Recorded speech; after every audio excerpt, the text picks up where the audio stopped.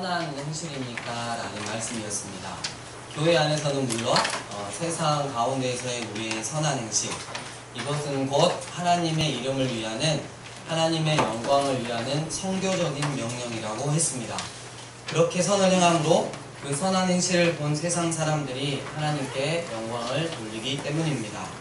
이것은 제사장 나라가 된 주님의 몸된 교회의 사명이라고 했습니다.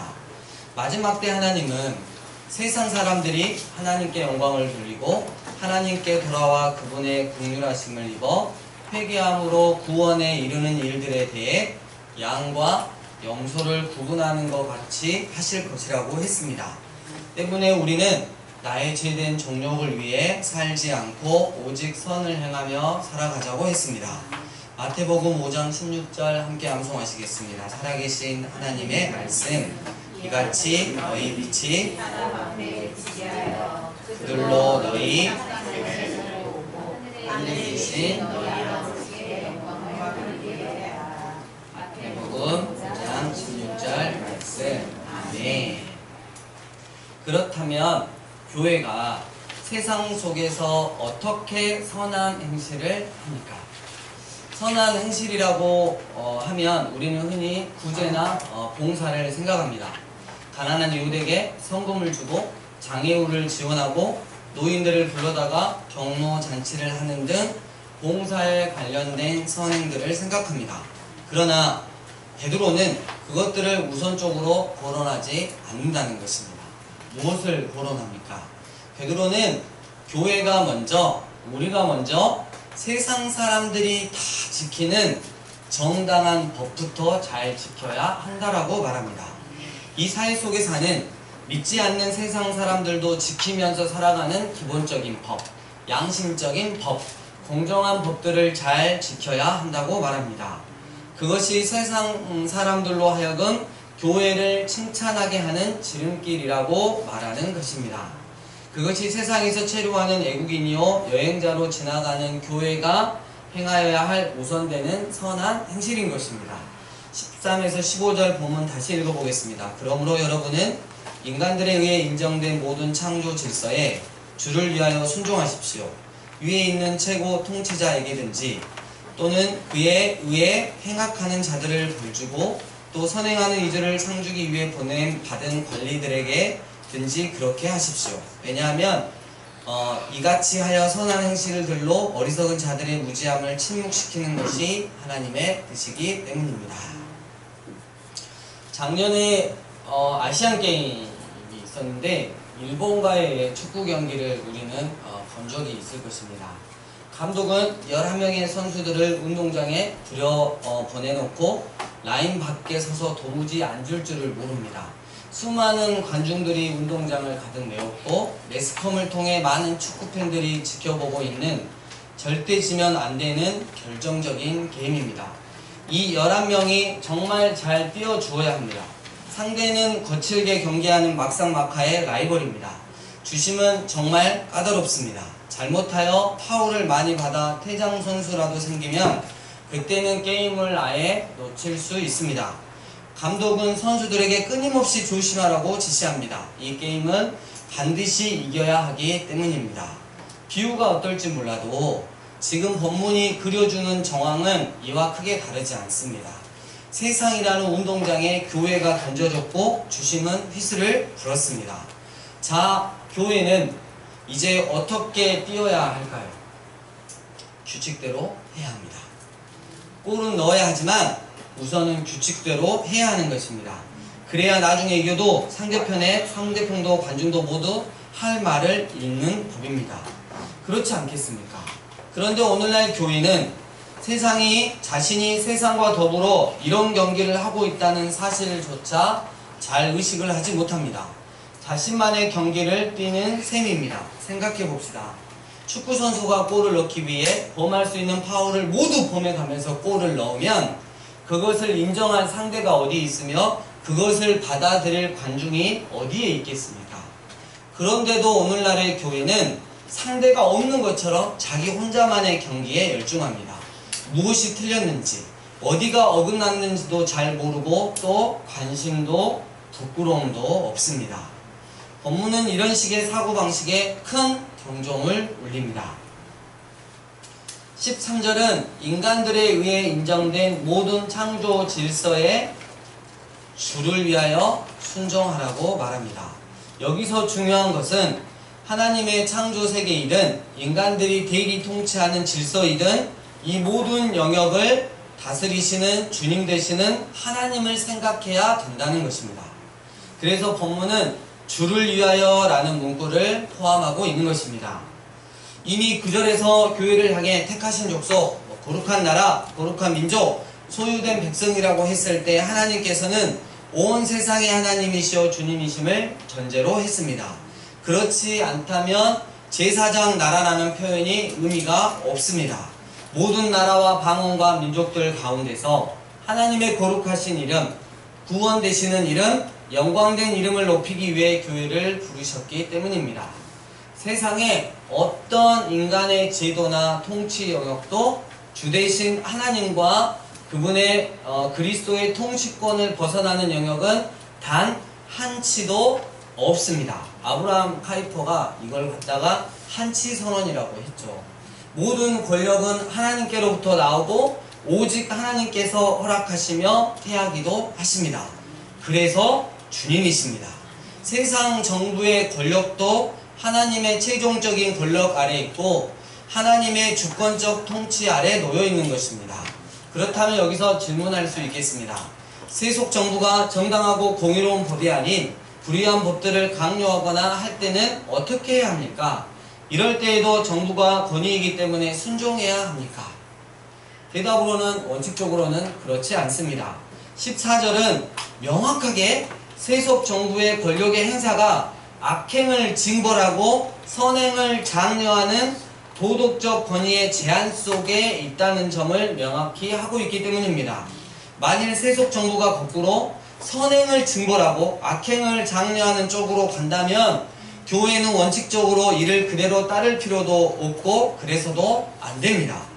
왜냐하면 그것은 결탄코 그들에게 법과 양심을 주신 최고 통치자인 주님을 위한 것일 수가 없기 때문입니다. 하나님의 말씀과 양심에 비추어 정의롭지 않고 옳지 않은 사람들에 대해서는 우리는 가능한 합법적인 절차를 밟아 하나님의 권위와 말씀에 순종하는 태도를 하나님과 사람 앞에 드러내야 할 것입니다. 그러므로 본문은 어떤 순종, 그냥 맹목적인 순종이 아니라 혁명적인 순종, 즉 혁명적인 변화를 목적으로 하는 순종을 가리킵니다. 분별 있고 선별적인 순종을 통해서 참으로 순종해야 할 분이 하나님 한 분뿐임을 설득하는 방식입니다. 예배당 건물 밖 세상 권력도 주님께서 통치하시는 영역입니다. 예배당만큼이나 국회의사당이나 재판정이나 국가기관도 중요합니다.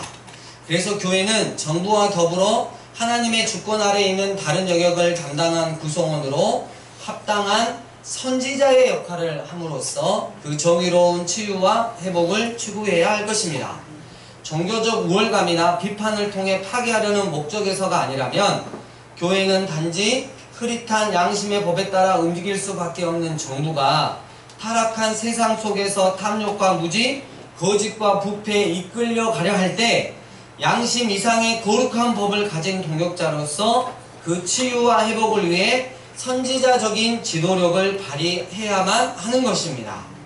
하지만 오늘날은 거꾸로 교회가 세상 권력이나 일반 시민들이 지키는 상식적인 법, 양심의 기준에도 못 미치는 수치스러운 일을 하고도 이를 종교적으로만 정당화하려는 모습까지 보일 때가 적지 않습니다. 따라서 본문은 세상 속에 처한 교회가 망각하기 쉬운 이런 치명적인 위험성을 경고하는 아주 적절한 말씀이라고 할 수 있겠습니다. 교회가 세상 속에서 길을 잃는다면 마치 선수들이 운동장에 들어가서 마음껏 뛸 자유를 얻었지만 감독의 지시는 까맣게 있고 작전도 없이 자기 하고 싶은 대로 운동장을 뛰어 돌아다닌다면 게임의 승패는 불을 보듯 뻔할 것입니다. 그렇게 뛰려면 운동장에는 왜 들어간 것입니까? 그런 의미에서 16절의 말씀은 예리한 칼날처럼 교회의 뼈마디와 골수를 쪼개고 들어옵니다. 16절 자유하나 그 자유로 악을 가리는데 쓰지 말고. 여러분, 자유에는 목적이 있습니다. 그래서 목적을 잃은 자유는 위험할 뿐만 아니라 때로 악하고 간사합니다. 하나님께서 주신 자유는 무엇으로부터의 자유이기도 하지만 동시에 무엇을 위한 자유이기도 합니다. 종된 땅, 애굽에서부터 나와서 얻는 자유가 있지만 동시에 그 자유는 약속의 땅 가나안에 들어가기 위한 자유였습니다. 하나님의 말씀을 받아 그 말씀을 따라 하나님을 섬기고 이웃을 섬길 자유입니다.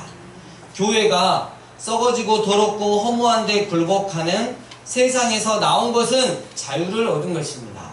동시에 그 자유는 썩지 않고 더럽지 않고 새하지 않는 나라를 소유하고 누리며 그래서 그 거룩한 나라를 섬길 자유입니다. 이 둘은 떨어지지 않습니다. 분리하는 순간 자유는 더 이상 자유가 되지 않고 도리어 더 큰 속박으로 돌변합니다. 마찬가지입니다. 그리스도인에게 자유를 주신 것은 마음대로 죄를 짓고 다시 용서받으면 그 죄를 반복하고 즐기다가 다시 돌아온 데에 얽매이라고 주신 것이 아닙니다. 수많은 교회를 다닌 사람들, 청년들이건 어른들이건 세상에서 주구장창 죄 짓고 살다가 주일에 교회 와서 하나님 잘못했습니다 하면 다시 자유를 얻는 것처럼, 그렇게 착각하는 것처럼 구원받은 사람들을 다시 망하게 만들기 위해 주신 자유가 아니란 말이에요. 그 자유는 그가 이제 죄와 사망의 사슬, 걱정과 두려움, 죄책감과 절망의 굴레를 벗어버림으로 일생에 매여 종노릇하는 데에서 해방될 뿐만 아니라 오직 하나님을 영화롭게 하며 그분을 영원토록 즐거워하는 사람으로 성장하기 위한 자유입니다. 필연적인 자기사랑, 자기 집착에서 벗어나 하나님의 사랑을 받아 그분을 사랑하며 그렇게 이웃을 자신의 몸과 같이 사랑할 수 있는 사람이 될 수 있는 자유인 것입니다. 16절에서 자유로 악을 가리는데 쓰지 말라라고 하는 표현은 하나님께서 그리스도의 죽으심과 부활의 복음으로 성령의 거룩하게 하심으로 자유하게 하신 그 자유를 사용하는 방식에 대해서 말합니다. 자유를 그런 식으로 사용하지 말라는 뜻입니다. 어떤 식입니까? 악을 덮는 식입니다. 여기서 덮는 이 뜻은 밑에 놓여있는 악처럼 더러운 물체는 그대로 두고 그 위를 보이지 않게 덮어 쓰는 행동을 말하는데 진실을 가리기 위해 쓰는 연막과 같은 것입니다. 문제는 교회가 잘못한 일에 대해 세상의 비난을 받을 때 그런 악을 덮어 씌우고 정당화하는 방식으로 자유를 들먹이지 말라는 거예요. 마치 이렇게 말하는 것과 같습니다. 우리는 택한 민족이다. 하나님께서 한 번 구원하신 것을 다시 뒤집어 엎으시겠는가? 불가항력적인 은혜라고 하지 않는가? 제가 더한 것에 은혜가 넘친다고 했다. 그 정도 잘못한 것은 얼마든지 용서받을 수 있다. 하나님은 그 선택과 예정을 취소하지 않으신다. 더럽지 않은 사람이 어디 있겠는가? 썩은 냄새 하나 없는 사람 단체가 어디 있는가? 살다 보면 다 그런 것이지. 은혜롭게 합시다. 이렇게 말하지 말라는 거예요. 이스라엘이 여러분 그런 짓을 하다가 약속의 땅에서 눈이 뽑히고 손발이 묶인 채로 포로된 나라로 끌려갔지 않습니까? 서구의 기독교가 하나님의 은혜와 주신 자유를 그렇게 남용하다가 공산주의를 맞았고 오늘날 텅 빈 교회 건물만 남지 않았습니까? 하나님께서 주신 자유는 분명한 목적이 있는 자유입니다. 그 자유 속에서 다시 우리 자신의 죄와 악을 덮으라고 주신 것이 아닙니다. 오늘날 얼마나 많은 교인들이 애종론을 헛되이 붙들며 하나님의 은혜를 모독하고 하나님께서 주신 자유로 자신들의 죄를 가리며 악을 덮어 쉽사리 정당화하고 있지 않습니까? 그러나 실제로는 그 속에 있는 탐욕과 더러움과 세상을 뼈저리게 사랑하는 것을 전혀 회개하지 않고 있지 않습니까? 정말 가증한 일입니다. 하나님께서 우리에게 자유를 주신 것은 그 가증함 속에서 악과 더불어 썩어지고 더러워지고 허망해지라고 주신 것이 아닙니다. 자유를 주신 데에는 썩지 않고 더럽지 않고 허무하지 않는 거룩하고 공의롭고 영원한 목적이 있습니다. 교회는 주님께서 주신 자유사용법을 철저히 배워야 할 것입니다. 16절 하반절, 도리어 하나님의 종들과 같이 하십시오. 생각해보면 아무런 제한이 없는 자유란 오직 하나님만 누릴 수 있는 종류의 것일 것입니다. 인간이 그런 자유를 누릴 수 있습니까? 자유라고 해서 아무 것이나 다 먹고 빌딩에서 새처럼 나르겠다고 뛰어내리고 자동차를 내 마음 내키는 대로 운전하면 그것은 결과적으로 그 사람에게 자유를 주는 것이 아니라 오히려 돌이킬 수 없는 불평과 구속과 부자유를 주게 됩니다. 피조물이 누리는 자유에는 조건들이 주어져 있고 자유란 오히려 그 조건을 충분히 누리는 데에서 나옵니다. 예컨대 여러분, 물고기는 바닷속에서 자유롭습니다. 야, 너 물고기야, 너 바닷속에서 사니까 너무 힘들지 않냐? 육지에서 사라고 물고기를 빼가지고 육지에다 한번 놔둬보세요. 물고기가 정말 이제 자유예요. 이러지 않아요. 마음대로 한다고 물 밖으로 나오면 그것이 고통이고 부자유인 거예요. 사람은 공기를 마시고 숨을 쉽니다. 그것이 자유입니다. 하나님을 경외하고 순종하게 되어 있습니다. 그것을 지키는 것이 우리의 참 자유인 것이에요. 차를 몰면서 중앙선을 넘지 않고 신나게 달리면 얼마든지 드라이브의 맛을 누리는 것처럼 이웃의 것을 탐하지 않고 서로 존중하면 그 법과 틀 안에서 상당히 놀라운 자유와 기쁨을 누릴 수 있습니다. 자유란 그런 거예요. 하나님께서 우리를 자유하게 하신 것은 그럴 수 없는 상황에서 우리를 해방하신 것입니다. 차가 고장나면 드라이브를 할 수 없습니다. 법규를 어겨서 면허증을 빼앗겨도 드라이브를 할 수 없습니다. 아예 운전하는 법을 애써 배우지 않았다면 차가 있고 도로가 있어도 드라이브의 자유로운 즐거움을 맛보지 못합니다. 마치 이 모든 문제를 해결한 것처럼 하나님께서는 우리를 사망과 죄와 허무함의 권세로부터 해방하셨습니다. 그러면 이제 무엇을 합니까? 차를 몰아야 하는 것이죠. 그것이 자유이고 기쁨이기 때문입니다. 어떻게 뭡니까? 배워야 하는 것이에요. 이에 대해 베드로는 하나님의 종으로 살라라고 말합니다. 하나님의 종으로 사는 법을 배우는 길이 하나님께서 우리를 자유하게 하사 자유를 주신 그 자유를 가장 마음껏 행복하게 누리는 길입니다. 하나님의 종으로 사는 법을 예수님께서는 자신의 삶을 통해 정확하게 명확하게 보여주셨습니다. 예수님께서 우리 대신 고난받으신 어린 양으로서 가신 그 십자가의 길, 우리는 하나님의 종으로 고난과 영광의 길을 다 가신 예수님의 길을 따른다면 되는 것입니다. 하나님의 뜻을 위하여 이웃의 짐을 대신 지고 고난의 길을 가는 하나님의 종의 길, 그것이 교회 앞에 나 있는 우리의 여행길인 것입니다. 그 여행길의 도착지는 하늘의 영광스러운 보좌 앞이지만 주님과 함께 믿음의 형제들과 함께 인내하며 다 가야 하는 생명의 길입니다. 무엇보다 주님께서 주신 자유를 하나님과 이웃을 위하여 마음껏 사용할 수 있는 가장 성숙한 인간의 길입니다. 자유한 종, 그것이 이 땅의 교회의 길입니다. 그렇다면 교회가 이 세상 한복판에서 하나님의 종으로 사는 것은 구체적으로 어떻게 하라는 것입니까? 17절, 모든 사람을 존귀하게 대하고 믿음의 형제들을 사랑하며 하나님을 두려워하고 주권자를 존중하십시오. 여러분, 모든 사람들을 존귀하게 대하라는 명령을 살펴봅시다. 모든 사람들입니다.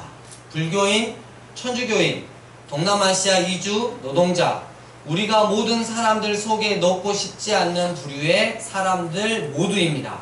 좌파, 우파, 보수, 진보, 자유주의자, 근본주의자, 또 무엇이 있습니까? 낙태, 찬성론자, 반대론자, 동성애자, 동성애를 혐오하는 자, 우리가 꺼내는 자들도 다 포함해야 합니다.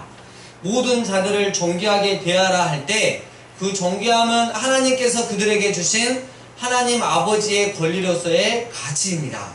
그들도 하나님의 형상으로 지음받은 사람임을 잊지 마십시오. 그래서 주님이 이 땅에 계실 때 사람을 그의 어떤 라벨로 분류하지 않으셨어요.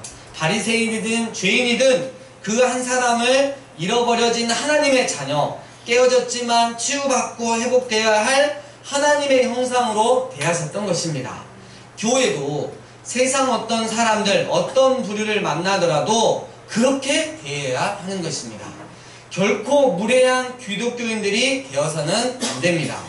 원수도 사랑하라 하였거늘 원수도 아니고 그저 다른 생각, 다른 가치관을 가진 사람들을 멸시하는 태도로 대하는 것은 교회가 세상을 사는 방법이 결코 아니라는 것. 교회는 하나님 앞에서 옳은 진리를 갖고 있다고 확신하기 때문에 그런 진리와 복음을 갖지 못한 세상 시민들 앞에서 무례해지기 쉽습니다. 하지만 말씀은 그들을 공경하는 자세, 늘 존귀하게 여기는 태도로 대하라고 말합니다. 쉬운 일이 결코 아닙니다. 하지만 그것도 하나님의 권위에 순종하는 일이며 그분의 통치를 이 땅에 가져오는 방식입니다. 하지만 17절의 말씀은 그들을 굳이 사랑하라고까지는 말하지 않습니다. 그런 아가페 사랑, 하나님의 사랑은 일단 믿음의 형제들을 향한 것입니다. 그들에게는 이런 하나님의 무조건적이고 언약적인 신실한 사랑을 쏟아 부어야 합니다. 하지만 그렇게 하는 것이 교회 밖의 세상 사람들을 미워하거나 무시하거나 그저 지옥 갈 사람들 정도로 취급하는 것을 허락하지는 않습니다. 교회는 그들은 존중함으로부터 시작해야 합니다. 그들을 향한 하나님의 사랑은 그들을 마땅히 하나님의 형상으로 존중하는 것으로 시작해야 하는 것입니다. 다음은 왕을 대하는, 우리로 말하면 대통령을 대하는 문제일까요? 당시에는 황제였습니다. 가장 큰 원리는 두려움에 관한 것인데 베드로는 교회가 마땅히 두려워해야 한 존재는 궁극적으로 하나님뿐이심을 명시합니다. 교회는 조상들의 전통이 아니라 그들을 부르신 거룩한 자, 세상과 교회 모두를 심판하실 하나님을 두려워해야 함을 이미 설명했습니다. 그런 다음 하나님께 대한 두려움으로 인하여 그분의 권위 아래에서 허락된 세상의 통치자를 존중하는 것입니다.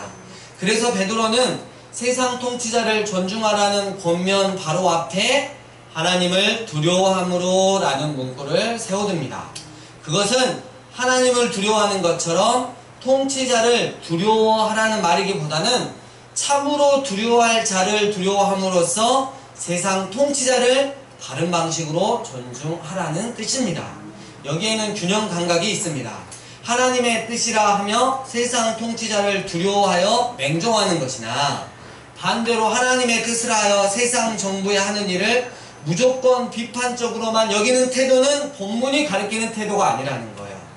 사람은 같은 사람으로서 존중할 것이요 오직 하나님만 경외하심을 받아야 하는 것입니다.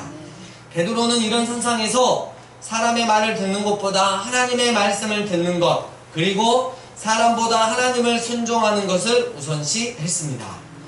주님의 교회는 세상 정부 권력에 대하여 성경에서 가르치는 바른 태도를 취하여야 할 것입니다. 우리의 오만함으로 그를 함부로 대하고 말한다. 여러분 매스컴에 보면 말도 안 되는 목사나 사람들이 나와서 우리나라 그 대통령을 함부로 말하는 그런 모습들이 있어요. 다 가짜입니다. 적어도 하나님 말씀에 순종하지 않기 때문입니다. 다 가짜입니다. 그를 하나님만큼 혹은 그 이상으로 두려워한다. 이것도 굉장히 문제가 큰 것입니다. 말씀을 정리합니다. 세상의 어떤 인간의 제도나 통치 영역도 주대신 하나님과 예수 그리스도의 통치권을 벗어나는 영역은 단 한치도 없습니다. 세상 정부의 권력도 하나님의 주권적 통치 아래 놓여 있습니다. 따라서 세상 정부 권력도 악행을 징벌하고 선행을 경계해야 합니다. 이럴 때 교회는 세상 정부 권력에 순종해야 합니다. 세상 정부가 오직 주님을 위한 통치를 할 수 있도록 늘 선지자 역할을 해야 합니다. 교회는 세상 사람들이 다 지키는 정당한 법부터 잘 지켜야 합니다. 제발 이것 좀 잘 지킵시다. 교회는 규칙대로 해야 합니다. 혹 무엇이 틀렸는지 어디가 어긋났는지 늘 잘 점검해야 합니다. 하나님께서는 우리에게 참 자유를 주셨습니다. 그 자유로 내가 저지른 악을 가리는 데 사용하면 안 됩니다. 오히려 그 자유를 가지고 하나님의 종으로서 자유를 누리면서 살아야 합니다. 모든 자들을 존귀하게 대하여야 합니다. 결코 무례한 기독교인이 되어서는 안 될 것입니다. 믿음의 공동체 안의 지체들을 사랑해야 합니다. 오직 하나님을 경외하는 마음으로 세상 정부에 순종해야 합니다. 사랑하는 강주산리예배인교회 예배자 여러분, 주님께서 우리에게 주신 참 자유, 어떻게 사용하면 잘 사용했다고 나중에 주님께 칭찬받을 수 있을까요? 한 예를 들으면서 말씀을 가르도록 하겠습니다. 일제하에 의주 북하동 교회에 심우하던 이기선 목사님이란 분이 계셨어요. 이 목사님이 장로교 총회가 우리 교단이죠. 신사참배를 결의하자 교회를 사면하고 신사불참배 동지를 교합하려 전국을 순회하면서 맹활약을 하였습니다. 이 목사는 결국 체포되어 신문을 받았습니다. 일본 형사가 불교나 유교나 국가를 사랑하는 의미에서 각자의 의식대로 신사참배를 하는데 너는 어떻게 해서 반대하느냐 라고 회유했습니다. 이 목사는 기독교의 의식대로 한다면 나도 하겠소 하고 신사 앞에 가서 찬송을 부르고 일본의 죄를 용서해 달라고 기도하고는 다 마쳤으니 갑시다 라고 하였습니다. 형사가 절을 해야지요 하자 기독교 의식대로 한다더니 절을 왜 합니까? 절은 기독교 의식이 아니니 못하겠습니다 라고 말했습니다. 다시 형사가 천황이 믿지 마라, 믿으면 죽이겠다 하면 어찌하겠소 라고 묻자 그는 이렇게 대답했습니다. 할 수 있나요? 천국법도 지키고 국법도 지켜야죠.